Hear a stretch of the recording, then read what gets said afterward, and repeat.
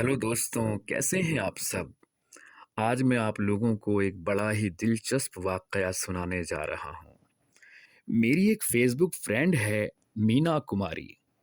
नाम काल्पनिक है लेकिन किरदार एकदम ओरिजिनल। जब हम दोनों की दोस्ती गहरी हो गई, तो उसने मुझे बताया कि मेरा नाम हिंदुओं वाला है, लेकिन मैं क्रिश्चियन हूँ। फिर बात करते-करते उसने आहिस्ता से मुझे भी ईसाइयत की दावत दे दी। वैसे ये चौंकने की बात नहीं है, क्योंकि इस्लाम को त्यागने के बाद मुझे और भी कई जगह से अच्छे-अच्छे ऑफ़र आ चुके हैं। क्योंकि जब कोई औरत विधवा या डिवोर्सी हो जाए, तो मोहल्ले का हर आदमी उस पे हाथ साफ करना चाहता है।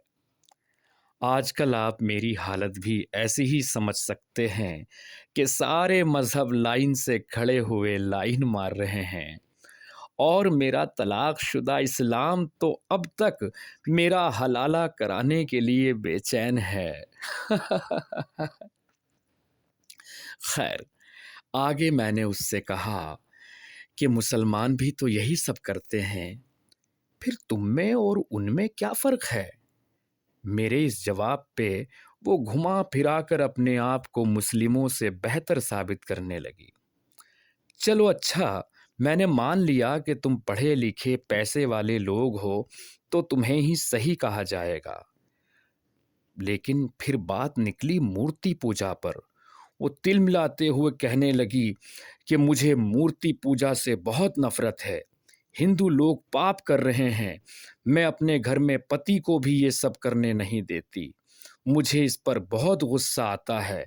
हिंदुओं के राम कृष्ण सब काल्पनिक है। बस एक हमारे यीशु जी सच्चे हैं। मन की मुराद सुनते हैं, शांति प्रदान करते हैं। ये सुनकर मैंने कहा कि हिंदुओं से मुसलमान भी तो यही सब कहते हैं। इसमें नयापन क्या है? बस फ़र्क इतना है कि तुम लोग तलवार पर शहद लगाकर काट रहे हो और वो तेज़ाब में डुबोकर निकाल रहे हैं। काम दोनों का एक है, बस तरीक़े का फ़र्क है। तुम शार्प शूटर हो और वो हथगोले वाले।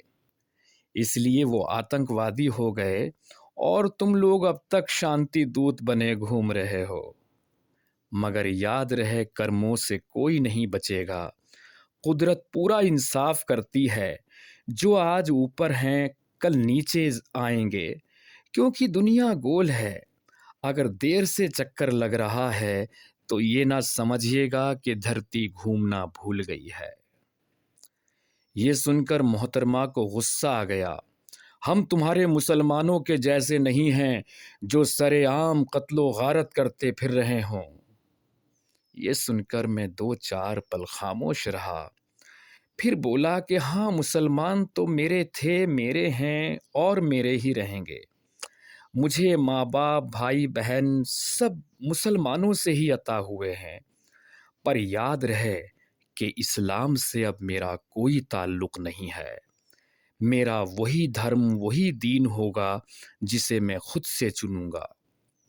और अगर कुदरत ने रिश्ते चुनने का अधिकार भी दिया होता, तो मैं अपना डीएनए भी कब का बदल लिया होता। खैर, ये बात छोड़ो। बस ये बताओ कि तुम्हारे माँ बाप भाई बहन हिंदू हैं या ईसाई? मैंने उससे पूछा। वो बोली, हिंदू। और तुम्हारे सास ससुर नंद देवर ये सब लोग कौन है? हिंदू। और तुम्हारा हस्बैंड? हिंदू।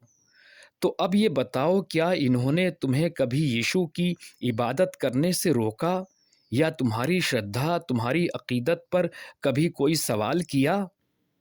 इस बार वो दो पल के लिए खामोश हो गई। मैंने फिर से कहा कि बताओ, क्या तुम्हें ईसाई बनने से आज तक किसी ने रोका? इस पर वो धीरे से बोली, नहीं, मुझे किसी ने नहीं रोका। तो अब तुम इसी से समझ लो कि सनातन संस्कृति के मानने वाले हिंदू कितने विशाल हृदय के हैं, कितने बड़े दिल के मालिक हैं कि उन्हें तुम्हारे यीशु, तुम्हारे ईसा से कोई दिक्कत नहीं है।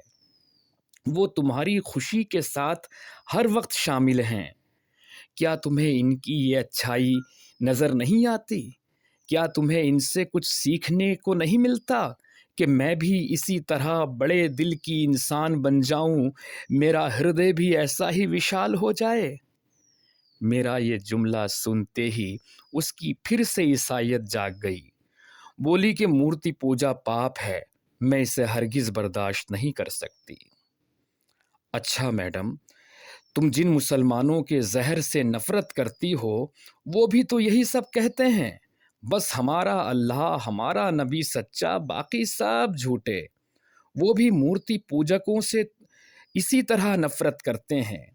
इन्होंने तो काबा बसाया भी उसी जगह पर है जहां पहले से मूर्ति पूजा होती थी। पूरे 360 बुतों को तोड़कर काबे की बुनियाद रखी गई है और आज तक वहां किसी गैर मुस्लिम को जाने की इजाज़त तक नहीं। तो अब मुझे ये बताओ कि तुम में और मुसलमानों में क्या फ़र्क है? फिर तुम मुस्लिम कट्टरता पर क्यों लेक्चर देती हो? पहले अपने आप को तो इस कट्टर नीति से बाहर निकालो। मेरे इन सवालों का उसके पास कोई जवाब नहीं दिख रहा था, क्योंकि अगर ईमानदारी से बोलती तो मुसलमानों के ईमान की तरह उसकी ईसाइयत भी खतरे में पड़ जाती। फिर मैं बात को आगे बढ़ाते हुए बोला कि सुनो, तुम्हारा अमेरिका, रशिया दोनों आपस में भले दुश्मन हों, पर दोनों ईसाई मुल्क हैं। दोनों का कारोबार भी हथियार बेचना है, यानी पूरी दुनिया को जंग में झोंक कर लाशों पर व्यापार करने वाले आखिर में बाइबिल थमाते हुए कहते हैं कि ये शांति का संदेश देती है। अगर ये तुम्हारी शांति है, तो फिर मुसलमान भी अशांत कहाँ है? तुम लोगों की तुम लोगों की चक्की में हम गैर मुस्लिम, गैर ईसाई पता नहीं कब से पिस रहे हैं। और कब तक बारीक करना चाहोगी? कितना बारीक करोगी हमें? इतना महीन ना करो कि तलवार की धार भी शर्मा जाए। मैंने जल्दी-जल्दी से ये सब बोलकर पाला बदलते हुए कहा कि अगर मेरी कोई बात बुरी लगी हो तो माफ़ करना। माफ़ी शब्द पर वो एकदम बोली, नहीं नहीं, मुझे बिल्कुल बुरा नहीं लगा। अगर आप चाहें तो मुझे गाली भी दे सकते हैं, हमारे यीशु ने हमें यही सब तो सिखाया है। उसके इस जुमले पर मुझे हंसी आ गई, जिस पर उसके अंदर का वो तीखापन बाहर आया जो गाली पर भी मुस्कुराने की बात कर रहा था। क्या तुम मेरा मजाक उड़ा रहे हो? अरे नहीं देवी जी, मैं तुम्हारा मजाक नहीं उड़ा रहा, बस ये कहने की कोशिश कर रहा हूँ कि तुमसे गाली भी बर्दाश्त हो सकती है, मगर हिंदुओं की मूर्ति पूजा नहीं। यानी मूर्ति पूजा गालियों से भी बुरी और बदतर चीज़ है। आपकी इसे अदा कहूँ या अदावत समझूं, या फिर मासूमियत के भोलेपन पर मूर्खता की मोहर लगा दूं?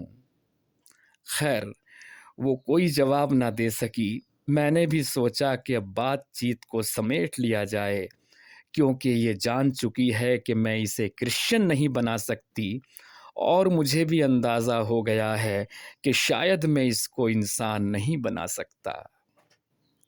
तो दोस्तों, ईमान वाला काफिर को लाइक, सब्सक्राइब और शेयर करें।